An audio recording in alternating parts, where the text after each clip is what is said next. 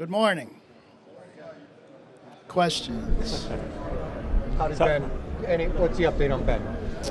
The update was, we saw the video. He was with John Norwig. They visited the doctors out in California. He posted that video, which was very encouraging. But what we re-emphasized is we love the progress, but, we don't play until September. So we'll continue to follow the doctor's orders. We'll continue to encourage Ben. But the thing that's exciting about it is we might have a better Ben Roethlisberger coming out of this surgery. He sat for a year. He didn't have wear and tear in his body for a year. Sure, he had a significant surgery, but we're optimistic he might be better. What was the update to the timeline? Did you guys learn anything in that regard from the appointment in LA? No, the timeline's always going to be we want to have Ben ready for game number 1, whenever that is. And again, we'll follow the doctor's orders to a T. John Norwig will follow the rehab through at the doctor's orders as well. But I think with a guy like Ben, you have to be careful to hold him back a little bit if he maybe progresses a little bit too aggressively, because we have to make sure that he is there for September or whenever the first game is. OTA's too aggressive timeline right now? I think that's something that the docs will figure out. And everybody understands it's game days that are most important. But, of course, participating in mini camps, OTAs, whatever he can will be part of his ability to have a great season. But, again, we're really thinking I'm not worried about the surgery because it might be a better result. Do your expectations change at all from pre-surgery Ben to post-surgery Ben, and given his age and just the things he can and can't do? I just think that the possibility is real that he could be a better football player coming out of this surgery, just as much as he might be a more regressed football player. So I think we have to give that the nod. And again, I'm encouraged and excited about where he can go. This is new territory for you guys with Ben, kind of. How much does this change your approach to the quarterback position, if at all, this offseason? Look at every position in free agency, in the draft, and players getting cut. We're never going to stop evaluating a position. I mean, the evaluation part really doesn't change. What we end up doing in a draft or in a free agency period may change, but not the evaluation. We're still going to evaluate player number 1 the same way we do player 256. That has always been the same and always will be. Do you ever look at any of the historical stuff, as quarterbacks as they age or coming off of a surgery and what they've done or haven't done? Again, I think it's unique to each and every player because each player's anatomy is different, each player's surgery is different, each player's ability mentally to get through something is different. So I think in all those regards, we're very optimistic that this could be a better Ben Roethlisberger. Kevin, when you tag somebody, is it always with the thought of trying to sign him long term? Anytime, we always say the tag is available to us. We'll never say we will. We'll never say we won't.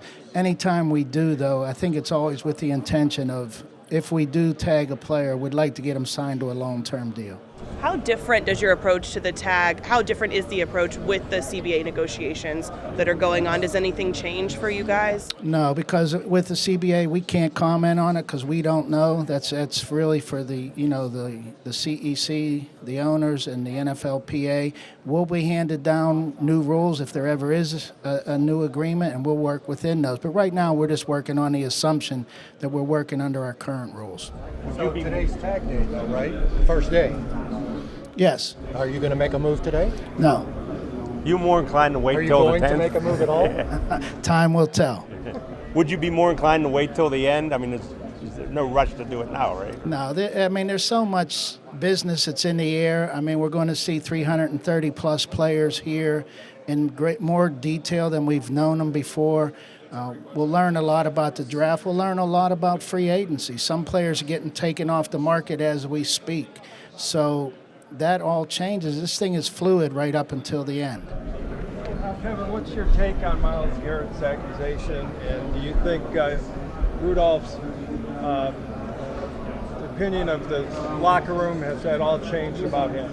Coach Tomlin addressed that when he did the interview with ESPN.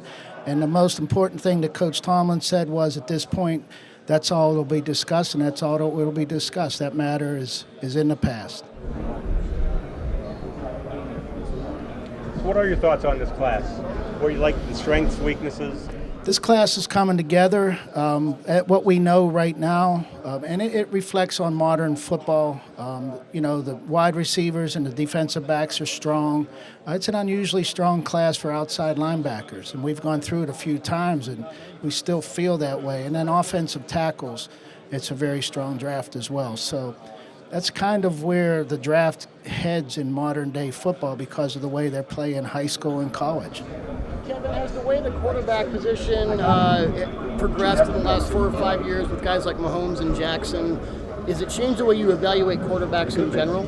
The spread offenses in college make it a little more challenging, and what we've tried to do is take what those players do from a physical standpoint, from a mental standpoint. We don't quite know that until we get to interview them, and then we look at who wins big games, and we take those 3 factors and look at it, and then within a spread offenses in the colleges, we may pull out 30 throws that are NFL-type throws and reads, and maybe evaluate each guy comparably as we look at it. So it's a very changing situation because, again, what happens in high school and college, it's leaking into the NFL, and that's not going to change. From a comprehension perspective, what separates a guy like Mahomes from sort of your average spread air raid quarterback?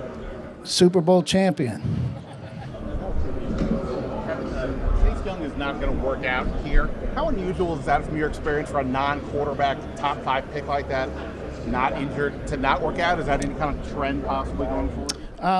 The players make that decision amongst their family, their representation, and they will, if they don't work here, if they're unable to work here, they usually will work on their pro days, and we understand that.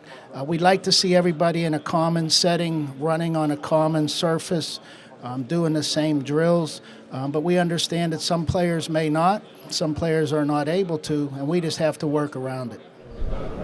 You guys have had a ton of continuity as an organization. Do you think that gives you an advantage over teams that have made GM changes, coaching changes in the offseason? Well, again, that predates me, and the organization has been very stable, and I'm fortunate to be part of it. But quite honestly, I'm really fortunate to be part of it moving forward because we're coming off of 2 non-playoff seasons, which I'm very uncomfortable with. So it's up to us to live up to the standards that were established way before I got here. Kevin, you got a couple of really nice players in Jalen Samuels and Benny Snell. Would you like to see James Conner reclaim a feature role, or has a guy like Benny Snell earned more playing time in year 2? Benny Snell had a nice season for us as a rookie. James had an unfortunate season, and what we tried to emphasize to James was this year. The previous year, you were one of the best in the league, and we know you're still a young, ascending player, and we want you to get back to where you were in 2018. The injuries happened. They were acute injuries that weren't avoidable, and it happened. He has to work through it, and we're confident in James because we know what he did in 18, but we also are hopeful that he can find that again in 2020. But in the meantime, competition from a Benny Snell and a Jalen Samuels should help that process. Obviously not comfortable with having 2 consecutive non-playoff years. How does that affect how you guys go about your business then? I mean, again, the question about continuity, you guys are good at what you do, but are you thinking about we can change this, we can adjust this to get better? Yeah, I think we said this at the beginning of our off season, every decision we made in 2019 was an 8-8 decision. We can look at it in any way we want, but it was an 8-8. Every decision was an 8-8, so we have to reflect and go back and evaluate every decision we made. And why did we do this? Could we have done it better? Because the end result was 8-8, and there's no getting around it. So we'll constantly evaluate what we do and how we can maybe do it better. I know Antonio Brown has been making some apologies to teammates and the organization on social media, but has he reached out to you or anyone in the building personally? Again, Coach Tomlin addressed that when he spoke on ESPN, and we're always going to be worried about Antonio and where he is in his own well-being. Not Antonio Brown, AB 84, the player. We're worried about Antonio Brown, the person. And that will never change, no matter if he plays for us or he played for another team or doesn't play at all. He'll always be one of us as far as his life is concerned. Have you had any of those conversations with him or touched base with him at all? No, again, we talked. We always visit with his representation and check in periodically. And those people know that the door is always open for conversation if he wants or needs some type of guidance. Kevin, you made a very unusual decision for you and this team to trade your first-round draft pick. It seemed to work out pretty well with Minkah. Is that something you think you would consider doing again in the future or more frequently than one in 60 years? Yeah, it was an unusual decision because a player like that is never usually available for a pick. And, in our situation, it was very interesting. And obviously in Miami's situation, getting another first-round pick was very interesting to them. So it's not that we don't look for those types of things or those types of opportunities, but it presented itself, and it wasn't hard to make those types of decisions because Minkah was a very good player. He was a young player. He still had 4 years left on his deal. So we always equated that to a first-round pick. Was it an instant, overnight type decision? Of course not, because we had to make sure that we talked through what might be available. We didn't know where we're picking, what might be available at that pick. But we were never going to give up on 2019 because we lost our quarterback. So part of that trade was trying to do the best we could to have a good 2019.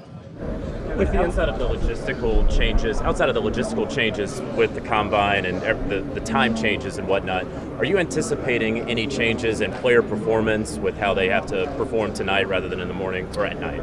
Everything that's happening here is new for all of us. Doing all the media today. Interviews are now, they were last night, we finished at 11, and on Wednesday we go from, I think it's 10 in the morning to 11 at night. So everybody has to adjust. It's a bigger event. As you can see, this is unusually, it's growing at an unusual pace. We understand that. And we acknowledge that, but we also acknowledge that football is the most important thing we have to get done here. And there's a ton of medical business, football business, character business that we have to tend to while it grows. So we understand it can grow, but we also understand that there will be changes that we have to be able to work through and make it the best combine we can. What about player performance, though? Just having to perform late at night, or is that part of it? Again, I'm always going to look at the optimistic side. I think they'll have better opportunities because they have extra time in between. They have the extra day to maybe get their legs before they have to perform. And most of them will be performing in a prime time slot, which we're going to be asked to do in September when they start playing football games. You don't play a football game at 9 in the morning unless your body's over in London. But it's more realistic about to what they're going to be doing. And most pro days, some of them start in the morning, but most pro days linger into the afternoon as well. Why do you think that left-handed quarterbacks have become such a rarity in the NFL? Well, I have no idea. I don't even know how many there are. None. Oh, okay. Who would be the first since 2007? I think you're getting into a society-type question and just the number of left-handed people in the world versus a number of left-handed athletes and a number of superb left-handed quarterbacks. So who knows? I mean, I'll never say a kid's left-handed, he can't play in an national football. I think that would be naive beyond, I think that would just be a naive statement. So that would never concern us whatsoever. And all that.